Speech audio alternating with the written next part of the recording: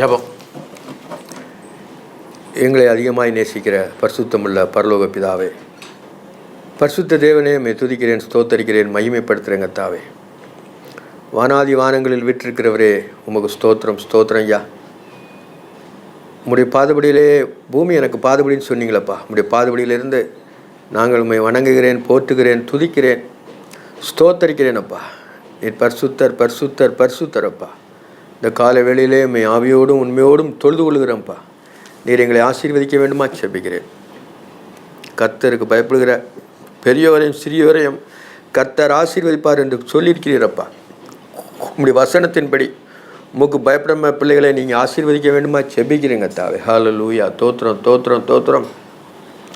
வசனங்களை தியானிக்க இருக்கிறோம். ஆவியானவர் எங்களுக்கு ஆண்டவரே, நீர் எங்கள் நல்ல காரியங்களை கட்டிட வேண்டுமா செபிக்கிறேங்க கர்த்தாவே. வசனம் எங்களுக்கு பாதைக்கு தீபமும், ஆண்டவரே பாதைக்கு வெளிச்சமாகவும் தீபமாக இருப்பதற்காய் கோடி ஸ்தோத்திரங்க கர்த்தாவே. வெளிச்சத்தில் நடக்கப்பட்ட பிள்ளைகளாய் நாங்கள் ஒவ்வொரு நாளும் இந்த உலகத்திலே நடந்து செல்ல எங்களை கிருபை செய்ய வேண்டுமா செபிக்கிறேன். குறைகள் குற்றங்கள் எல்லாவற்றையும் மன்னிங்கப்பா. உடைய ரத்தத்தினால் எங்களை கழுவி சுத்திக்கிறீங்க. உடைய ரத்தத்தினால் எங்களை பரிசுத்தப்படுத்துங்க. ஸ்தோத்திரம், ஸ்தோத்திரம், ஸ்தோத்திரம். கர்த்தர் நல்லவர், அவர் கிருபை என்றும் உள்ளது, அவர் கிருபை என்றும் உள்ளது, அவர் கிருபை என்னாலும் எங்களை சூழ்ந்திருப்பதற்காய் கோடி ஸ்தோத்திரம்.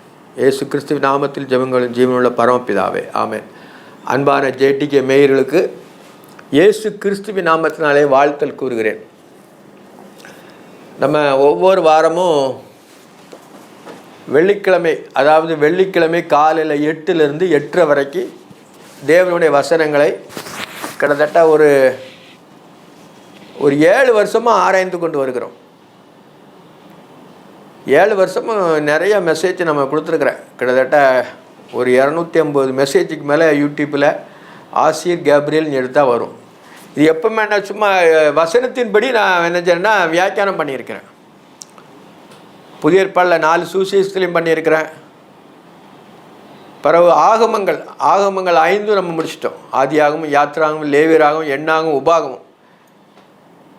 நம்ம ஆகமங்களில் கண்டிப்பாக படிக்கணும். வேதத்தில் நம்ம புதிய ஏற்பாட்டில் நம்ம கிறிஸ்துவை முழுதும் நம்ம அறிந்து கொண்டாலும் அது ஆண்டவர் அந்த செயல்படுற விதம் எல்லாமே அந்த ஆகமங்களுக்குள்ளே தான் இருக்குது.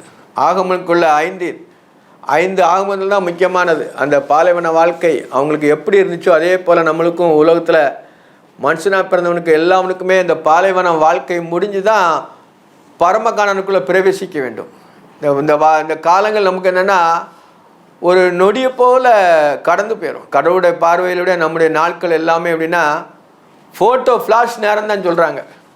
கடவுளுக்கு நம்முடைய நாட்கள் எல்லாம்னா எப்படின்னா நமக்கும் ரொம்ப பெருசாக தெரியும். ஆனால் கடவுளுடைய பார்வையில் நம்முடைய வாழ்க்கை ஜீவியமெல்லாம் ஒரு ஃப்ளாஷ் ஃபோட்டோ, ஒரு ஃபோட்டோ எடுக்கும்போது ஒரு ஃபிலிங்கர் உண்டாகும்போது அந்த டைம் தான் நம்ம ஒருத்தருடைய வாழ்க்கையினுடைய ஜீவியங்கள் பூரா. நம்ம என்னெல்லாமோ பண்ணிகிட்ருக்கோம். நித்தியமாக காலம் நம்ம வாழ போகிறோம் தேவனோட. அப்போது சதாகாலம் அவரோடு நம்ம வாழ போகிறோம். பூலோகத்தில் நம்ம இருக்கிற போது அவரை பற்றி அறிகிற அறிவு தான் மெயின். தேவனை பற்றி அறிகிற அறிவு தான் இந்த உலகத்தில் ஆண்டவர் ரொம்ப விரும்புகிறார். எல்லா அறிவை காட்டிலும் தேவனை பற்றி அறிகிற அறிவு நம்மகிட்ட இருக்கணும். தேவன் யார், அவர் எப்படி நம்மளை மீட்டு கொண்டார், அவர் எப்படி நம்மளை சிருஷ்டிகராக இருந்து சிருஷ்டிக்குள்ளே வந்து நம்மளை மீட்டு கொண்டார், அதுதான் முழு வேதத்திலே நம்ம படிக்கிறோம். கடந்த காலங்களே நம்ம ஆகமங்களில் அந்த 5 ஆகமும் முடிச்சிட்டோம். ஆதியாகமம் வித்தின் புஸ்தகம், வெளிப்படுத்தல் அறுவடையின் புஸ்தகம். அறுவடையின் புஸ்தகத்தை நம்ம இன்னும் படிக்க இருக்கிறோம், தியானிக்க இருக்கிறோம். அதற்கு முன்னால் நம்ம ஆகமங்களில் எல்லாமே படிச்சிடும். ஆண்டவர் இஸ்ரவேல் ஜனங்களுடைய வாழ்க்கை தான் ஒவ்வொருத்தருக்கும் சிஷ்டாந்தமாக வச்சிருக்கிறார். நாம் பூலோக வாழ்க்கை வாழ்வதற்கு சிஷ்டாந்தமாக நமக்கு கொடுக்கப்பட்டதுன்னா அந்த ஆகமங்கள் 5 தான். இப்போ அதுக்கடுத்தால யோசுவா வரார். யோசுவா அந்த லேண்டுகளை, கானான் தேசத்தை பங்கிட்டு கொடுக்குறான். மோசே யோர்தானுக்கு இந்த புறமே அவன் இறந்து போகிறான், அங்கே வரலை, அவன் கானானுக்குள் பிரவேசிக்கலை. ஆனால் யோசுவாவோட அந்த மோசையோடு இருந்த தேவன் யோசுவாவோடு இருந்தார். அதனால் அவன் சொன்னா, நானும் என் வீட்டார் வந்தால் கர்த்தரையே சேவிப்போம் என்று அந்த இஸ்ரவேல் ஜனங்களுக்கு, அந்த புத்திரருக்கு அந்த கானான் தேசத்தை அனைத்தும் என்ன சொன்னால் பங்கிட்டு கொடுக்குறான். நம்ம அதில் கடந்த காலங்களிலே 15 அதிகாரம் முடிச்சிட்டோம். இப்போ 16 அதிகாரம். 16 அதிகாரத்தில் 10 வசனங்கள் தான் இருக்குது. தியானித்து அடுத்த அதிகாரத்துக்கு செல்ல இருக்கிறோம். யோசேப்பின் புத்திரருக்கு விழுந்த சீட்டினால் அகப்பட்ட பங்கு வீதமாவது எரிகோவின் அருகே இருக்கிற யோதானுக்கு கிழக்கான தண்ணீருக்கு போய் எரிகோ துவங்கி பெத்தேலின் மலைகள் மட்டுமுள்ள வனாந்திர வழியாயும் சென்றது. பெத்தேலிருந்து லூசுக்கு போய் அகிரினுடைய எல்லையாகிய அதரோத்து கடந்து மேற்கே யாப்பேத்திலேயின் எல்லைக்கு தாழ்வான பெத்ரோன் காசோர் என்னும் எல்லை மட்டும் இறங்கி சமுத்திரம் வரைக்கும் போய் முடியும். இதை யோசேப்பின் புத்திரராகிய மனசேயும் எப்ராயும் சுதந்தரித்தார்கள். அதாவது மனசாய் கோத்திரம், மனசாயும் எப்ராயும் இதை சுதந்தரித்து கொண்டாங்க. யோசேப்புக்கு என்ன 2 கோத்திரம் கொடுத்துருக்காங்க. அந்த லேவி கோத்திரம் அவங்க கத்தரே அவங்களுடைய பங்கு இருக்கிறதுனால லேவி கோத்திரத்துக்கு என்னென்னா பங்கு கிடையாது, அந்த கோத்திரங்களுடைய இதில் கிடையாது. அது ஏன்னா இவனுக்கு சேர்ந்துட்டு யாருக்கு, அந்த எப்ராஹிமுக்கு மூத்தவனாக பிறந்தது மனாசாவுக்கு மோசையே பிரித்து கொடுத்துட்டான். பாதி கோத்திரம் யோர்தானுக்கு இந்த சைடில், அதாவது ரூபன் புத்திரருக்கும் காத் புத்திரருக்கும் மனாசாய் பாதி கோத்திரம், 2.5 கோத்திரத்துக்கு யோர்தானுக்கு இந்த சைடு மோசையே பிரித்து கொடுத்தான். ஏன்னா அவங்களுக்கு ஆடு மாடு பெருத்த ஜனங்களாக இருந்தாங்க. இது இப்போ யோர்தானை கடந்து கில்காலில் போய் பாளையறங்கனால அதில் இருந்தால் பாதி பேர் கோத்திரத்துக்கு அந்த மனாசைக்கு பாதி கோத்திரத்துக்கு கொடுத்துருக்காங்க. யோசேப்பு புத்திரருக்கு விழுந்த சீட்டினால் அகப்பட்ட பங்கு, அகப்பட்டனே எழுதியிருக்காருல. அகப்பட்டன அப்படின்னா, அகப்பட்டனா என்ன நம்ம பார்க்கணும்னா, அவங்க அந்த தேசத்தை பிடிச்சு கொண்டாங்க. அகப்பட்டனா அவங்க சம்பாத்தியம் பண்ணி இது பண்ணலை, ஆண்டவரே கொடுக்குறாரு அவங்களுக்கு. அகப்பட்ட அவங்களுடைய பங்கு விதத்தை அந்த கானான் தேசத்துக்கு உங்களுக்கு சுதந்திரமாக நான் கொடுத்தேன்னு ஆண்டவர் முதல்ல முன்குறிச்சது. அதனால அந்த வார்த்தையில் அகப்பட்ட அவனுக்கு அந்த அகப்பட்டது ஒன்று அகப்பட்டுன்னு சொன்னா என்ன அர்த்தம், அது ஒரு கிடைக்கப்பட்ட பொருள், அந்த அகப்பட்டது. அதான் அந்த வார்த்தையை அவர் எழுதியிருக்கார். பங்கு விதமாவது எரிகோவின் அருகே இருக்கிற யோதானுக்கு கிழக்கான தண்ணீருக்கு போய் எரிகோ துவங்கி பெத்தேலின் மலை மட்டும் வனாந்தரமான வழியாக சென்றது. பெத்தேலிருந்து லூசுக்கு போய், அதாவது லூஸ் என்ன நாட்டில் இருந்தால் ஆபிரகாம் முதல்ல இருக்கிற அங்கேருந்து கத்தர் அவனை இங்கே வரவழைக்கிறார் எகிப்துக்கு. அவன் அந்த கானான் தேசம் முழுதும் முதல்ல சுற்றி பார்க்குறான். திருப்பி பார்த்த கால்நடையாக நீ கால்மிக்கும் தேசம்லாம் உனக்கு தரணும்னா முதல்ல அவனுக்கு கொடுத்தாரு.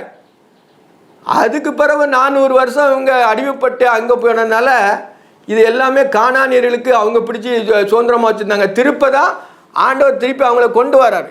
இதில் கொண்டு வரும்போது தான் இந்த இதெல்லாம் எழுதுறாரு. மேற்கே யாப்தேலின் எல்லைக்கு தாழ்வான பெத்தோரோன் காசோர் என்னுமுள்ள எல்லை மட்டும் இறங்கி சமுத்திரம் வரைக்கும் போய் முடியும். இதோ யோசேப்பின் புத்திரருக்கு மனாசே எப்ராஹிம் சுகந்தரித்தார். யோசேப்பின் புத்திரராகிய 2 பேர், யோசேப்புக்கு 2 பிள்ளைகள் பிறந்துச்சு, எகிப்திலேருந்து பிறந்த பிள்ளைகள். அதனால் 2 பேருக்கும் ஒரு கோத்திரமாக்கிட்டார். ஏன்னா யோசேப்பு நம்ம யோசேப்பை பற்றி நம்ம தியானிக்கும் போது அவனை ஆண்டவர் ஜீவ ரச்சனை செய்ய என்னைய முன்னாலே எகிப்துக்கு அனுப்பிட்டார் அப்படிங்கிற ஒரு ஜீவ ரச்சனைன்னா அந்த சந்ததி பிழைக்கணும். ஒரு சந்ததி 70-80 வரைக்கும் இறந்த பிறகு அவங்க பிள்ளைகள் அப்படியே போகும், அப்புறம் அவங்க பிள்ளைகள் இருக்க. அப்படி தான் ஜீவரச்சனை. அவன் யோசேப்பு கருத்துள்ள ஞானமான கருத்துள்ளனால சொப்பனத்தின் அர்த்தமும் அவன் கரெக்டாக சொன்னதுனால அந்த எகிப்து தேசத்துக்கு முழுதும் அதிபதியானான். அவன் தான் அந்த இதெல்லாம் சொல்கிறான். தேவன் முன்னக்கூட்டி எல்லாமே அவர் முன்னக்கூட்டி அழைக்கிற தேவன். அதனால தான் ஜீவரச்சனை அப்படியே வருது. அப்படியே அவனுடைய கோத்திரங்கள் பூரா 12 கோத்திரங்கள்லாம் பிழைச்சி அதில் பெருகிட்டாங்க. கானான் தேசத்துக்கு பூரா இஸ்ரவேல் எனப்பட்டது. அந்த யாக்கோபு அவனுக்கு இஸ்ரவேல் என்று பேரிட்ட பொழுது ஆண்டவர் பேரிட்டார். அந்த சந்ததி தான் ஆண்டவர் ரொம்ப அதிகமாக சிநேகிக்கிறார். மற்ற சந்ததி காட்டில் சொந்த ஜனங்கள் சொல்கிறார். அந்த சந்ததியினுடைய கோத்திரம் தான். அவங்க வனாந்தரத்தில் வச்சு அவங்கள சோதித்து பார்த்து அவங்க வணங்கா கழுத்துலன்னு தெரிஞ்சுது. அதனால பிள்ளைகள், அதனால் ஆண்டவர் அவங்கள ரொம்ப தண்டிக்கிறது இல்லை. தண்டிப்பார், அப்புறம் சேர்த்துக்கொள்வார், தண்டிப்பார், சேர்த்துக்கொள்வார். இப்படியே அவங்கள போஷித்து வழி நடத்தினார். இப்போ அவங்க சொந்த தேசத்துக்கு வந்தாச்சு. இது எல்லாமே ஆபிரகாம் நடந்து போன தேசம். இதோ யோசேப்பின் புத்திரர் மனாசேயும் எப்ராஹிம் புத்திரர்கள். எப்ராஹிமுக்கு புத்திரருக்கு அவர்களுக்கு வம்சத்தின்படியே உண்டான சுதந்திரத்தின் கிழக்கு எல்லை அர்சோன் துவங்கி மேலான பெத்லோவை மட்டும் போகிறது. மேற்கு எல்லை நிம்ரோத்துக்கு வடக்கே சென்று கிழக்கே சீலாவுக்கு திரும்பி அங்கே யாசோனுக்கு கிழக்காக கடந்தது. ஒரு ஸ்டோரி எழுதணுன்னா அவங்களுடைய அனுபவம் ஃபுல்லாக இருக்கணும். ஒரு நம்ம வேதம் எப்படி நம்ம முக்கியமாக இது நம்ம நம்புகிறோம், விசுவாசிக்கிறோம், அதை அதாவது ஏ டு இசட்டு அந்த எல்லாமே இவங்களுக்கு இந்த எழுக இப்படி வந்தான்னு கரெக்டாக எழுதியிருக்காங்க. அதனால தான் நம்ம எழுதிக்கிறோம், இதில் படிக்கிறோம். அந்த எழுகையை பூரா நம்ம படிக்கிறோம். இது படிக்கிறோமா நம்மளுக்கு நம்ம ஆத்மாவுக்கு தேவைப்படுமா? ஆத்மாவுக்கு இது ஒன்று தேவைப்படும். ஆனால் நம்ம அறியணும். இது அறிஞ்ச அறிவு தான் பின்னால் நமக்கு என்னென்னா இவங்க சந்ததியாக நம்ம புரிஞ்சுக்கிட முடியும். வேதத்தை படிக்கும் பொழுது இது நம்மளுக்கு ஞாபகம் வரும். இவங்க கோத்திரன்ட்டு கொஞ்சம் ஞாபகம் வரும். ஏன்னா பழைய ஏற்பாட்டில் ஆண்டவர் நம்மளுக்கு என்னென்னா அந்த வனாந்திர வாழ்க்கை முழுவதும் நம்ம என்ன செய்யணும், எளிமையாய் புரிந்து கொள்ளலாம். அதுதான் நம்ம ஆண்டவர் எழுதி வச்சிருக்கிறார். மிக்மேதாவுக்கு வடக்கே சென்று கிழக்கே தானாவுக்கு சீலாவுக்கு திரும்பி அதே யானேசிற்கு கிழக்காக கடந்து யானேசிலிருந்து அத்ரோத்துக்கும் நாகராத்துக்கும் விலகி எரிகோவின் அருகே வந்து யோதானுக்கு செல்லும். தப்பு வாயிலிருந்து மேற்கு எல்லை கானா நதிக்கு போய் சமுத்திரத்திலே முடியும். அது எப்ராஹிம் புத்திரன் கோத்திரத்துக்கு அவர் வம்சங்களுடைய உண்டான சுதந்திரம். எப்ராஹிம் கோத்திரம் மனாசே அந்த ஆற்றுக்கு அந்த யோர்தானுக்கு தாண்டி அந்த எப்ராஹிமுக்கு கொடுத்தாச்சு. மனாசேக்கு பாதி, எப்ராஹிமுக்கு பாதி. அவங்களோட ரிலேஷன்ஷிப்பில் அப்படியே வருது. அந்த கோத்திரங்கள்லாம் பக்கத்தில் எழுகைகள்லாம் அப்படி வருது. ஆண்டவர் எல்லாம் நம்மளுக்கு எளிய முறையில் நம்மளுக்கு எழுதி வச்சிருக்கிறார். பின்னும் எப்ராஹிமுக்கு புத்திரருக்கு பிரயோத்திரமாக கொடுக்கப்பட்ட பட்டணங்களும் அவைகளும் கிராமங்களும் மனாசே புத்திரருக்கு சுதந்திரமாய் நடுவே இருக்கிறது. அவங்களுடைய சுதந்திரம் அந்த எப்ராஹிம் புத்திரக்குள்ளுக்குள்ளே மனாசே புத்திரருக்கும் இருக்குதுன்னு எழுதுகிறார். இதெல்லாம் வரைபடம் மாதிரி இந்த எழுக. ஏன்னா ஆண்டவர் லகுவாக சொல்லிட்டாரு. கானான் தேசத்துலேருந்து இவங்க எகிப்துலேருந்து பிறப்படும் போது உங்களுக்கு கானான் தேசத்தை தருவேன்னு சொன்னார். பாலும் தேனும் ஓடுகிற கானான் தேசத்தை உங்களுக்கு நான் சுதந்திரமாக தருவேன். ஆண்டவர் ஒரு நாளும் மாறுவதில்லை. நம்முடைய பார்வையில் ஏதாவது மாறுற மாதிரி நம்மளுக்கு தெரியும். ஆனால் ஆண்டவர் ஒரு நாளும் ஒரு நொடி பொழுதில் அந்த நாள்லே புறப்பட்டான்னு இருக்கும். ஆண்டவர் அவ்வளவு டைம் மாதிரி சூரியன் எப்படி உதிச்சு எப்படி அடையுதோ அந்த டயத்தில் அதே மாதிரி ஆண்டவருடைய சொற்கள் அதை விட மேலானது கரெக்டாக இருக்கும். இவங்களுக்கு தெரியாது, இவங்களுடைய பார்வையில் தெரியாது. ஆனால் ஆண்டவர் சொன்னனாலே அது நிறைவேறும். எப்ராஹிம் புத்திரருக்கு பிரயோத்திரமாக கொடுக்கப்பட்ட பட்டணங்களும் அவையுள்ள கிராமங்களும் மனாசே புத்திரருடைய சுதந்திரத்தின் நடுவே இருக்கிறது. அவங்க எப்ராஹிம் மனாசே அண்ணன் தம்பி. அதனால் அவங்களுடைய கோத்திரம் அவங்கெல்லாம் இறந்துட்டாங்க. ஆனால் அவங்களுடைய சந்ததி வருது. 40 வருஷம் வனாந்தரத்திலே விழுந்து போயிட்டு அவங்களெல்லாம். யோசேப்பு அங்கேயே இறந்துட்டான். அவனுடைய பிள்ளைகள் எல்லாம் எப்ராஹிம் மனாசே அப்படியே வர்றாங்க. வந்ததில் சந்ததி பெருகிட்டு நிறைய போயிட்டு கடற்கரை மணலை போல அது 12 கோத்திரமும் வானத்தின் நட்சத்திரங்களைப் போலும் பெருகிட்டு 70 பேராக போனாங்க. 70 பேர் எப்படி வந்தாங்கன்னா கிட்டத்தட்ட 7 லட்சம் பேருக்கு வனாந்தரத்தில் போய் அவங்க பாலைவனம் அங்கே போயிருந்தாங்க. அதுலேருந்து பெருகிட்டு எண்ணவே முடியாது. அப்படி ஆண்டவர் என்ன செய்யனா சரீரம் செத்ததென்ற ஒருவனாலே ஒரு சரீரம் எல்லாமே செத்து போச்சு, பிறப்பிக்கக்கூடிய தன்மை இல்லை. நம்ம பிள்ளை பெருவிட அதாவது அந்த வித்து இல்லை. ஆனாலும் உன் சந்ததியும் உன்னுடைய விளங்கும் அப்படின்னு சொல்லிட்டு ஆண்டவர் அந்த ஆபிரகாமுக்கு சொன்ன வாக்கு அந்த ஆபிரகாமுடைய ஒருவனாலே அவ்வளோ இஸ்ரவேல் சந்ததி பூரா பெருகிட்டு. இஸ்ரவேல் சந்ததியில் நிறைய இருக்குது. இது யாக்கோபு மட்டும் பிரித்து எடுக்கிறார். ஏசா நிறையா இருக்குது. ஏசாலாம் நம்ம ஆண்டவர் வேதத்தில் கொஞ்சம் தான் இருக்குது. ஏன்னா ஆசீர்வதிக்கப்பட்டவன் யாக்கோபு தானால அந்த சந்தி இஸ்ரவேல் சந்ததி தான் நல்ல நிறைய எழுதியிருக்கிறார். அந்த ஏசான் சந்ததி கொஞ்சம் தான் இருக்குது. அது அந்நிய ஜாதியை கட்டிட்டு போனதுனால அப்படி போயிட்டு. ஆனால் ஆண்டவர் ஒரிஜினலாக யார் எது விரும்புகிறாரு? யாக்கோபின் சந்ததியை தான் நேசித்தார். அந்த யாக்கோபின் சந்ததியில் தான் இஸ்ரவேல் வராங்க. இஸ்ரவேலோட 12 கோத்திரங்களும் வர்றாங்க. 12 கோத்திர பிதாக்களை பூரா நம்ம என்ன செய்யணும் ஆராய்ஞ்சு கொண்டு அவங்களுடைய லேண்டுகள் எல்லாம் ஆராயிரும். அவங்க கஷ்டமான வாழ்க்கையை நம்ம ஆராயிரும். அவங்க சுதந்திரிக்கு கானான் தேசத்திலே நம்ம ஆராயிரும். அவங்களுக்கு முன்னோரையும் நம்ம என்ன லகுவாய் ஆராயிரும். இத்தனை வேதத்தை இத்தனை எளிமையான முறையில் நமக்கு என்ன செய்யணும்னா ஆண்டவர் எழுதி தந்திருக்கிறார். எப்போ 6000 வருட சத்திரம். இந்த சத்திரம் தெரிஞ்சால் தான் நம்ம என்ன செய்ய முடியும், வேதத்தில் தேர முடியும். அவர்கள் காசேரியில் குடியிருக்கிற கானானியரை துரத்தி விடவில்லை. அதாவது காசேரியில் குடியிருக்கிற கானானியரை துரத்தி விடவில்லை. கானானிய ஜனங்கள் கொஞ்சம் இருக்கிறாங்க, அவங்கள துரத்தி விடலை. ஏன்னா இவங்க அவங்களோட சேர்ந்து ஐக்கியம் பண்ணியிருப்பாங்க. ஏன்னா இவங்களுடைய ஜனம் பெருத்த ஜனம் எல்லாமே பிடிச்சிட்டாங்க. ஆனாலும் அவங்கள துரத்தி விடலை. எதுக்குன்னா இவங்க ரிக்வஸ்ட் எது கேட்டதுனால அவங்க நினச்சாங்கன்னா அவங்கள அழிக்காமல் அங்கே வச்சிருக்கிறாங்க. அதனால தான் இருக்கு அவர்கள் காசோரில் குடியிருக்கிற கானானியரை துரத்தி விடவில்லை, ஆகையால் கானானியர் இந்நாள் மட்டும் இருக்கிறபடி எப்ராஹிமுக்குள்ளே குடியிருக்கிறார்கள். பகுதி கொட்டலாய் சேவிக்கிறார். அவங்களுக்கு பகுதி கட்டுறாங்க, அவங்களுக்கு டேக்ஸ் கட்டுறாங்க. யாருக்கு? அந்த இஸ்ரவேல் ஜனங்களுக்கு, அந்த எப்ராஹிம் கோத்திரத்துக்கு கானானியர் பகுதி கட்டுறா இருந்தாங்க. ஏன்னா அவங்களுக்கு அடிமை. நான் உங்களுக்கு அடிமைனால அவங்கள உயிரோடு வச்சுருக்கனால இவங்க பகுதி கட்டுறாங்க. இவங்களுக்கு என்ன சொன்னால் டேக்ஸ் கட்டுற மாதிரி அவங்களுக்கு பகுதி கட்டணும். இதெல்லாம் வேதத்தில் எவ்வளோ தெளிவாக பார்த்தீங்களா? அவங்கள இறங்கி நீங்கள் இருக்கிற பூமியில் அவங்க இருக்கிறதுனால நீங்கள் எனக்கு கப்பம் கட்டணும்னுட்டு சொல்லிட்டாங்க. அதனால தான் பகுதி கட்டுறவர்களாய் சேவிக்கிறார்கள். அவங்க சேவித்து தான் வாழ முடியும். கர்த்தருடைய ஜனங்களை சேவித்து தான் வாழ முடியும். தனக்காலம் ஒன்றும் செய்ய முடியாது. கர்த்தர் இவங்களுக்கு கொடுத்தது, அதில் மாற்றமே இல்லை. ஆனால் அவங்களுடைய இது பண்ணலாம். ஆனாலும் அது ஒரிஜினல் சொந்த இடம் யாருக்குள்ளது? ஆபிரகாமுக்கு வாக்களிக்கப்பட்டது. அதனால் ஆண்டவர் என்ன செய்றாருன்னா 430 வருஷம் அடிமைப்பட்டு இருந்து திருப்பி 40 வருஷம் வனாந்திர ஜீவியம் பண்ணி அதுக்கு பிறகு இங்கே என்ன செய்கிறாங்க? சுதந்திரிக்கிறாங்க சொந்த தேசத்தை. இதோட அந்த அதிகாரம் முடிஞ்சது. இப்போ யோசேப்பின் பங்கு பார்த்துட்டோம். போன அதிகாரத்தில் இதில் பார்த்தோன்னா யூதாவினுடைய பங்கு பார்த்தோம்.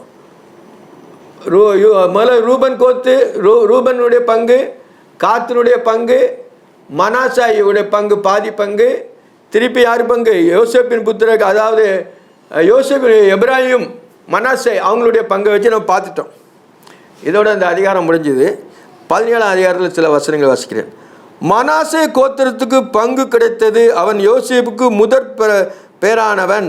மோசையின் மூத்த குமாரன் கிளையாத்தின் தகப்பனாகிய மர்கீம் யுத்த மனுஷனானபடியினால் கீலேயாத்தும் பாசானும் அவனுக்கு கிடைத்தது. எப்படின்னா, பாசான் ராஜாவாகிய ஓகே அளித்தவரை துதிங்கள், அவர் கிருபை என்று முழந்து தாவீது சங்கீதத்தில் இருக்குது. அதை யார் குடித்தாங்கன்னா, இவங்க பலசாலிகள். யார் பிடிச்சாங்கன்னா, கீலேயாத்தின் தகப்பனாகிய மாகீர் யுத்த மனுஷனானபடியால் கீலேயாத்தும் பாசானும் அவனுக்கு கிடைத்தது. அதெல்லாம் எங்கன்னா யோர்தானுக்கு இந்த கரையில், யோர்தானுக்குள்ள, கானான் தேசத்துக்குள்ள இல்லை, யோர்தானுக்கு இந்த சைடு. அபியேசரின் புத்திரருக்கும் ஏலோக்கின் புத்திரருக்கும் அரிஸ்கேயின் புத்திரருக்கும் சேகேயின் புத்திரரும் எப்ரேயின் புத்திரரும் செமிதாவின் புத்திரருமான மனாசேனுடைய மற்ற குமாரின் புத்திரனாகிய அபிஷேரின் வம்சங்களுக்கு தக்க சுதந்திரம் கொடுக்கப்பட்டது. எல்லாம் அவ்வளவு ஜனங்கள் பெருத்துட்டாங்க. அவங்க ஃபேமிலி அப்படியே பெருகி கொண்டு வருது. அதெல்லாம் எப்படி இதெல்லாம் ஒவ்வொரு இதை எழுத முடியுமா? அப்படி ஆராய்ச்சி, வேதத்தை அப்படி ஆராய்ச்சி அவங்க சரித்திரத்தை எல்லாம் படித்து அந்த தள்ளுபடி ஆகமத்திலேருந்து மற்றதெல்லாம் எல்லாம் பிரித்து அவ்வளோ கிளியராக எழுதியிருக்கிறாங்க. அந்த எழுத்துக்கள் பூரா பழைய ஏற்பாட்டினுடைய முறைப்படி அதை நம்ம இப்போ புதிய ஏற்பாடை நம்ம உச்சரிப்பு சரியில்லாட்டாலும் பழைய ஏற்பாடு அந்த எழுத்து மூலமாக எழுதியிருக்காங்க. அவர்கள் யோசேப்பின் குமாராய மனாசேயின் ஆண் பிள்ளைகளாக இருந்தார்கள். மனாசேனுடைய ஆண் பிள்ளைகள். மனாசே, எப்ராஹிம், மனாசேலாம் எப்படின்னா அங்கே இறந்து போனாங்க. எங்கே இறந்து போனாங்க? அவங்க கானான் தேசத்தை விட்டு பிறப்பிட்டு அங்கே வனாந்தர ஜீவியத்தில் இறந்துருப்பாங்க. அப்போ அவங்களுடைய பிள்ளைகள், அந்த பிள்ளைகள் ஆண் பிள்ளைகளாக இருந்தாலும் எல்லாமே ஆண் வாரிசு. மனாசேன் குமாரனாகிய காமேரின் பிறந்த கீலேயாத்தின் குமாரனாகிய எப்ரேன் மகன் செலபித்தியாவுக்கு குமாரத்திகள் தவிர குமாரர் இல்லை. அதாவது மனாசேயின் குமாரர். மனாசேக்கு இந்த அந்த ஆற்றுக்கு இந்த சைடில் கொடுத்ததுனால அவங்களுக்கு ஆண் வாரிசு இல்லை. குமாரத்திகள் தவிர குமாரர் இல்லை. அவன் குமாரத்திகள் நாமங்களாவன மக்களால், நோவால், ஒல்கால், பில்கால், திர்சால் என்பவர்கள். எதில் கிட்டத்தட்ட 1 2 3 4 5 பிள்ளைங்க அவங்களுக்கு. பெண் வாரிசு தான், ஆண் வயது இல்லை. யாருக்கு? மனாசேயின் புத்திரருக்கு. அதாவது யோசேப்பினுடைய மூத்த குமாரன் மனாசே. கர்த்தர் என்னுடைய சந்ததி எல்லாம் மறக்க பண்ணினார் என்று அவனுக்கு மனாசே என்று பெயரிட்டான் இருக்கு. அந்த மனாசினுக்கு எப்படின்னா, பிறந்த ஆசனாத்துக்கு பிறந்த பிள்ளைகள் தான் அவங்களுடைய சந்ததியில் பிறந்த பிள்ளைகளுக்கு தான் அந்த இதெல்லாம் பெண் வாரிசு. அவர்கள் ஆசாரனாகிய எலியேசருக்கும் நூனின் குமாரனாகிய யோசுவாவிற்கும் பிறவுகளுக்கு முன்பாக சேர்ந்து எங்கள் சகோதரர் நடுவே எங்களுக்கு சுதந்திரம் கொடுக்கும்படி கர்த்தர் மோசைக்கு கட்டளிட்டார் என்றார்கள். அப்போ மோசே முன்னால் இருக்கும்போது ஆண் வாரிசு இல்லைன்னா, அந்த அந்த ஆகமங்களில் படிக்கும்போது ஆண் வாரிசு இல்லைன்னா பெண்ணுக்கு கொடுக்கணும். அவங்க அவங்களுடைய சந்ததி அழிஞ்சு போகக்கூடாது. அப்படின்னு மோசே கட்டளை எடுக்கிறார். அந்த இதை மென்ஷன் பண்ணி இவங்க கேட்காங்க. அவர்கள் ஆசாரியனாகிய எலியேசருக்கும் நூனின் குமாரனாகிய யோசுவாவிடத்துக்கும் பிரபுவுக்கு முன்பாக சேர்ந்து வந்து, எங்கள் சகோதரர் நடுவே எங்களுக்கு சுதந்திரம் கொடுக்கும்படி கர்த்தர் மோசேக்கு கட்டளையிட்டார். கர்த்தர் மோசேக்கு கட்டளையிட்டார்னு சொல்கிறார், எழுதுறாங்க. அதில் ஆண்டவரே சொல்லியிருக்கார். ஆண்டவர் நீதி உள்ள நியாயாதிபதி. அதனால் அங்கே ஆண் வாரிசு இல்லைன்னா அந்த பெண் வாரிசுக்கு கொடுக்கணும் அப்படிங்கிறத ஆண்டவரே சொல்லியிருக்காரு மோசேக்கிட்ட அப்படின்னு இவங்க என்ன அதை மென்ஷன் பண்ணி சொல்கிறாங்க. கர்த்தர் மோசேக்கு கட்டளையிட்டபடி என்றார்கள். ஆகையால் அவர் தகப்பனுடைய சகோதரன் நடுவே கர்த்தருடைய வாக்கின்படி அவர்களுக்கு சுதந்திரம் கொடுத்தான். கர்த்தருடைய வாக்கின் ஒரு ஆண்டவர் ஒன்று சொல்லும் போது அவங்க மாறவே முடியாது. இவங்க இஷ்டத்துக்கு, நம்ம இஷ்டத்துக்கு எதுவுமே மாற்ற முடியாது. ஆண்டவர் சொல்லியிருக்கிறீரே அப்படின்னு சொல்லிட்டாலே ஆண்டவர் அதை பார்ப்பார். அப்போ அதை என்ன செய்யணும்னா அதில் ஆண்டவர் நன்மையை வழங்குவார். அவருக்கு தெரியாது ஒன்றுமில்லை. ஆனாலும் நம்முடைய உரிமையை என்ன செய்யணும், சொல்லணும். சுதந்திரம் கொடுத்தான். யோர்தானுக்கு அப்புறத்திலே இருக்கையில் கீலேயாத் பாசான் என்னும் தேசங்களிலே மனாசே சீட்டு விழுந்தது. 10 பங்குகளாம். 10 பங்காங்களுக்கு என்ன செய்யணும்னா சீட்டு விழுந்துச்சான். யாருக்கு? யோர்தானுக்கு அப்புறத்தில் இருக்கிற பாசான் என்னும் தேசங்கள் இல்லாமல் மனாசேக்கு சீட்டு விழுந்த 10 பங்குகளாம். மனாசேயின் குமார்த்திகள் தங்கள் குமாருக்குள்ளே சுதந்திரம் பெற்றார்கள். மனாசேயின் குமாரன் நம்முடைய சகோதரருக்குள்ள அவங்களுடைய சுதந்திரம் பெற்றார்கள்னு போட்டிருக்கு. சுதந்திரம் பெற்றார்கள். மனாசேயின் மற்ற புத்திரருக்கு கீலேயாத் தேசம் கிடைத்தது. கீலேயாத் தேசம் வந்து கீலேயாத்தின் பிசினி தைலம். அது ரொம்ப பைபிளில் ஆண்டவர் சொல்லுவார், அது ஒரு நல்ல மருந்து. அது பிசினி தைலம். கீலேயாத்து பிசினி தைலம் இல்லையோ, ரண வைத்தியன் இல்லையோன்னு சொல்லுவார் அந்த தீர்க்கதரிசன புஸ்தகத்தில். அதான் கீலேயாத்து அவங்களுக்கு கிடச்சிதான். மனாசேயின் மற்ற புத்தருக்கு கீலேயாத் தேசம் கிடைத்தது. மனாசேயின் எல்லையிலே ஆசோ தொடங்கி சீகோமின் முன்னிருக்கிற மிக்தோவிலுக்கும் அங்கிருந்து வலதுபுறமாய் எப்புனோவின் குடிகளுக்கும் போகிறது. தப்புவாரேச்சன் வேற எல்லாமே மாறிடும். காலம் அப்படி சுழ்ந்து கொண்டே இருக்குது. நம்ம வேதத்தின் வாயிலாக அறியும் பொழுது நமக்கு அந்த எல்கையெல்லாம் நம்ம தெரிஞ்சுக்கணும். காபா என்னும் 12 பட்டணங்களும் அவைகளின் கிராமங்களுமே கிபியோன், ராமா, ரேபத், மிஸ்பா, கெபிரா, பெத்ரா, ரேகம், இர்பேல், தார்லா, சேலா, ஏலோக், எருசலேமாகிய எபூசி,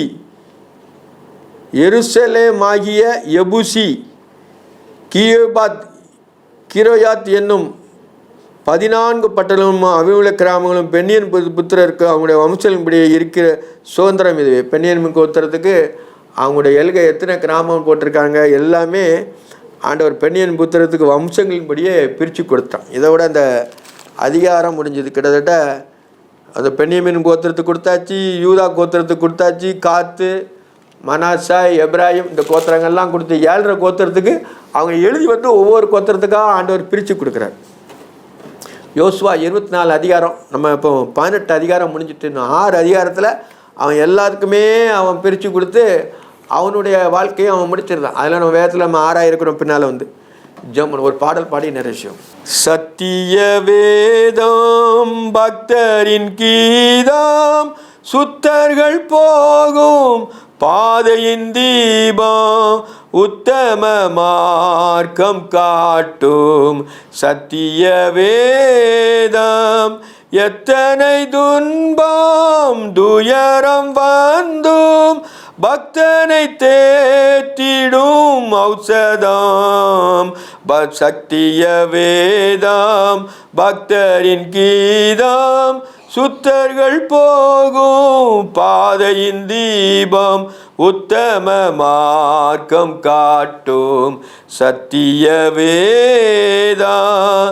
நீத்தம் விரும்பும் கர்த்தர் வசனம், சுத்த பசும்பொன் தெளித்திடும் தேன். இதயம் மகிழும் கண்கள் தெளியும், இருண்ட ஆத்மா உயிரடையும்.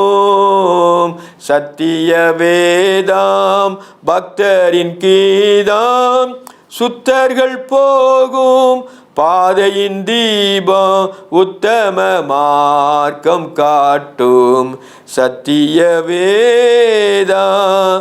பேதைகளிடம் ஞானம் அருளோம், வேத புத்தகம் மேன்மை தரும். இரவும் பகலும் இதன் என் தியானம், இனிமை தங்கும் தனிமையிலும்.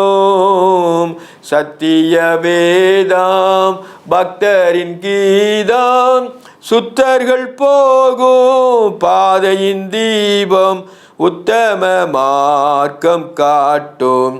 சத்திய வேதா வேத பிரியர் தேவ புதல்வர், சேதமடையா நடந்திடுவார். இலைகள் உதிரா மரங்கள் போல, இவர்கள் நல்ல கனி தருவார். சத்திய வேதம் பக்தரின் கீதம், சுத்தர்கள் போகும் பாதையின் தீபம், உத்தம மார்க்கம் காட்டும். சத்திய வேதம் உள்ளம் உதிக்கும், உறுதி அளிக்கும், கள்ளங்கபடெல்லாம் அகற்றும். கடிந்து கொள்ளும் கரைகள் போக்கும், கனமடைய வழி நடத்தும். சத்திய வேதம் பக்தரின் கீதம், சுத்தர்கள் போகும் பாதையின் தீபம், உத்தம மார்க்கம் காட்டும். சத்திய வேதா கர்த்தர் வசனம் வல்ல சமட்டி, கண்மலையையும் நொறுக்கிடுமே. இதய நினைவை வகை வகையாய் வகை வகையாய், இருபுறமும் கருக்குள்ளதே. சத்திய வேதம் பக்தரின் கீதம், சுத்தர்கள் போகும் பாதையின் தீபம், உத்தம மார்க்கம் காட்டும். சத்திய வேதம் வானம் மகளோ பூமி அழியோம், வேத வசனம் நிலைத்திருக்கும். பரமன் வேதம் எனது செல்வம், பரவசம் நிதம் அருளோம். சத்திய வேதம் பக்தரின் கீதம், சுத்தர்கள் போகும் பாதையின் தீபம், உத்தம மார்க்கம் காட்டும். சத்திய வேதம். ஜெபம். நேசிக்கிற பரிசுத்தமுள்ள பரலோக பிதாவே, நேற்றும் இன்றும் என்று மாறாத நேசுராஜனே, நீர் நேற்றும் இருக்கிறீர், என்றும் இருக்கிறீர், என்றும் இருக்கிறீரப்பா. சோத்திரம் சோத்திரம் ஐயா, கொடா கொடி சோத்திரம். எங்களுக்காக நீர் ஆண்டவரே, பழைய ஏற்பாட்டிலே ஆண்டவரே, உம்முடைய ஜனங்களுக்கு எல்கை எல்லாவற்றையும் அந்த யோசுவா மூலமாய் பிரித்து கொடுத்தீர் ஆண்டவரே. புதிய ஏற்பாட்டு காலங்களிலே எங்களுக்கும் ஆண்டவரே உம்முடைய எல்கையை எங்களுக்கு வைத்திருக்கிறப்பா. எந்த எல்கை மட்டும் நாங்கள் வரணும் என்று, எந்த எல்கை மட்டும் எங்களுடையது என்பதை நீர் அறிந்து ஆராய்ந்திருக்கிறப்பா. எசப்பா உமக்கு தோத்திரம் தோத்திரம். நீரே மெய்யான தேவன், நித்திய ஜீவன், சதாகாலம் வாழுகிறவர். நீர் பரிசுத்தர் பரிசுத்தர் பரிசுத்தரப்பா. துதிக்கு 1000 நாவுகள் இருந்தாலும் போதாது. வசனங்களை தியானிக்க இருக்கிறோம். 1 30 1 60 100 பலன் கொடுக்க ஆவியானவர் ஆண்டவரே, உம்முடைய ஆவியின் அபிஷேகத்தினால இந்த வசனங்களுக்கு உம்முடைய ஆண்டவரே நீ நீர்ப்பாய்ச்சி ஆசீர்வதிக்க வேண்டுமா செபிக்கிறேங்க தாங்க. எல்லாம் நான் எல்லாம் அப்புறம் நீர்ப்பாய்ச்சி நான் விளை செய்து கர்த்தர் எல்லாவற்றையும் விளை செய்து நீர் ஆண்டவரே. நாங்கள் வெறுமையான மண் பாண்டம், எங்களுக்குரிய வேலைகளை அபரோஜனமான ஊழியக்காரன் எங்களுடைய வேலைகளை செய்கிறோம்.